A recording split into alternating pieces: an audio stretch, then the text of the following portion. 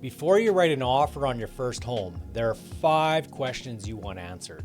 Most first-time buyers do not know how to ask them, and the gap between asking and not asking can be thousands of dollars.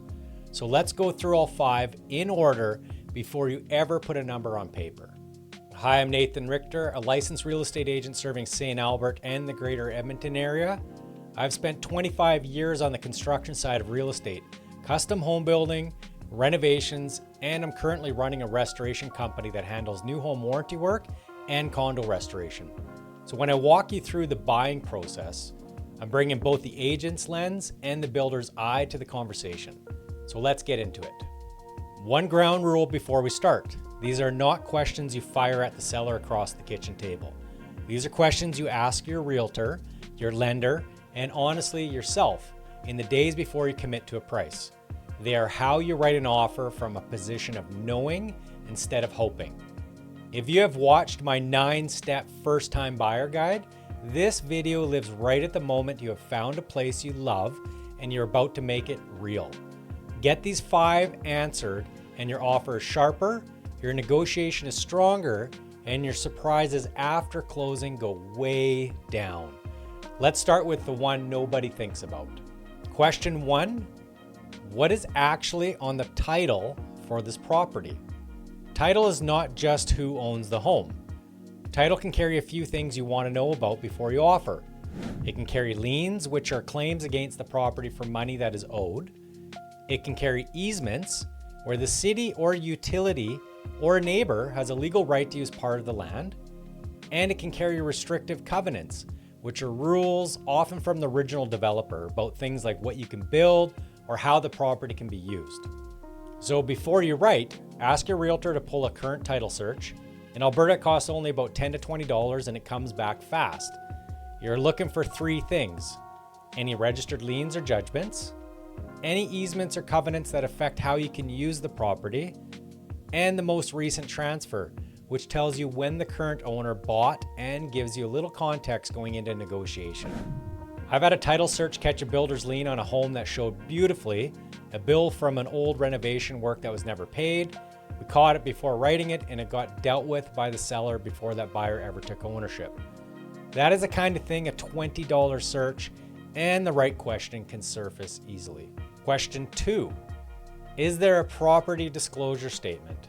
And what does it actually say? In Alberta, a seller is not legally required to fill one out, but many do. It is a forum where the seller answers direct questions about known issues.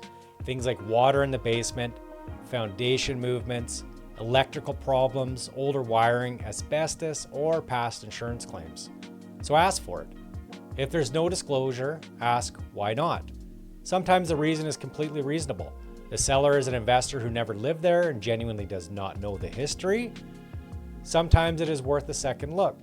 And when you do get one, read it closely, then read between the lines.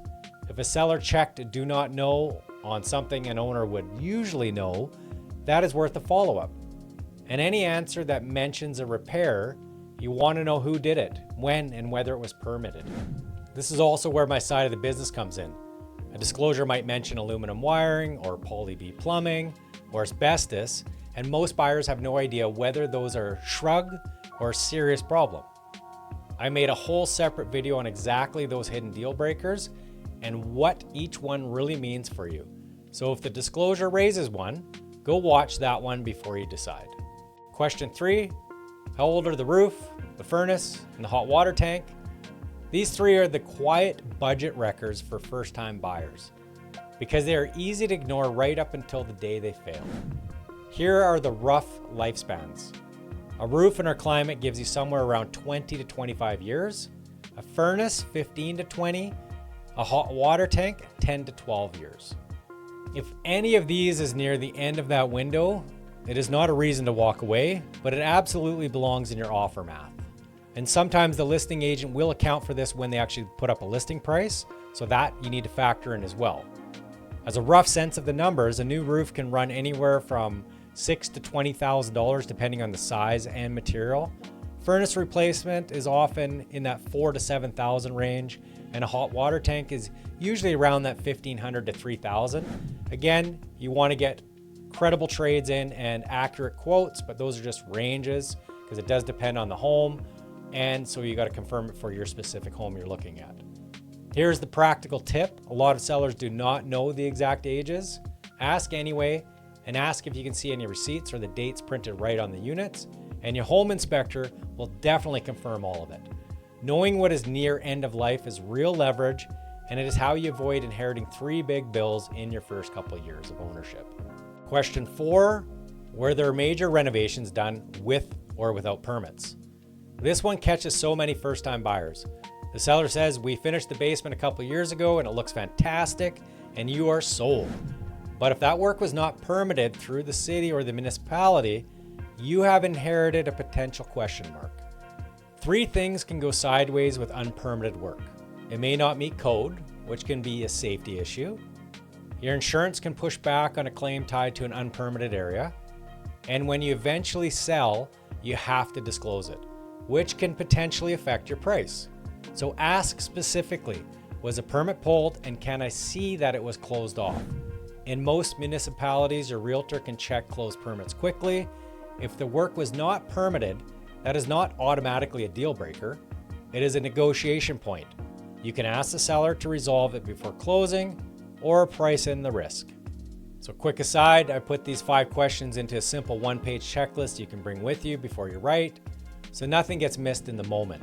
If you want it, send me the word offer through any of the contact options in the description, text, email, or give me a call, and I'll send it over.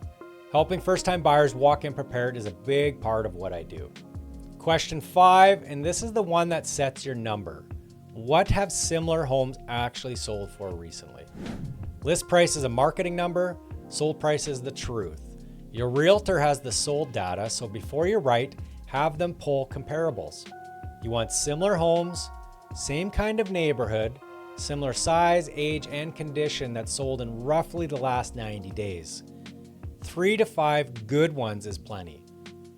What you're looking for is the gap between list price and the final sold price, and where this specific home sits in that range. In a slower market, homes often sell below list. In a hot one, like we've seen in Edmonton the last couple of years, it goes well above. If you do not know which way your market is leaning right now, you do not really know what your offer should be, and this is exactly the kind of read your agent gives you.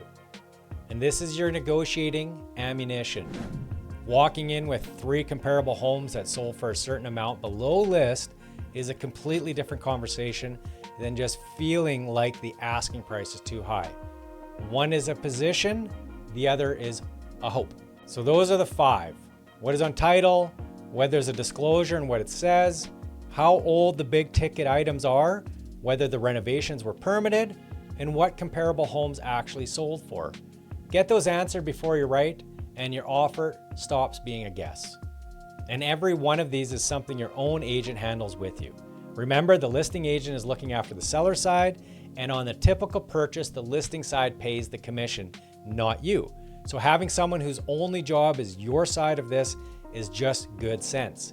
If you want that, reach out by text, email, or call. The info is in the description. If this video helped, give it a like and subscribe so you don't miss the next one. We put out new videos every week, and comment or message offer if you want that checklist. See you in the next one.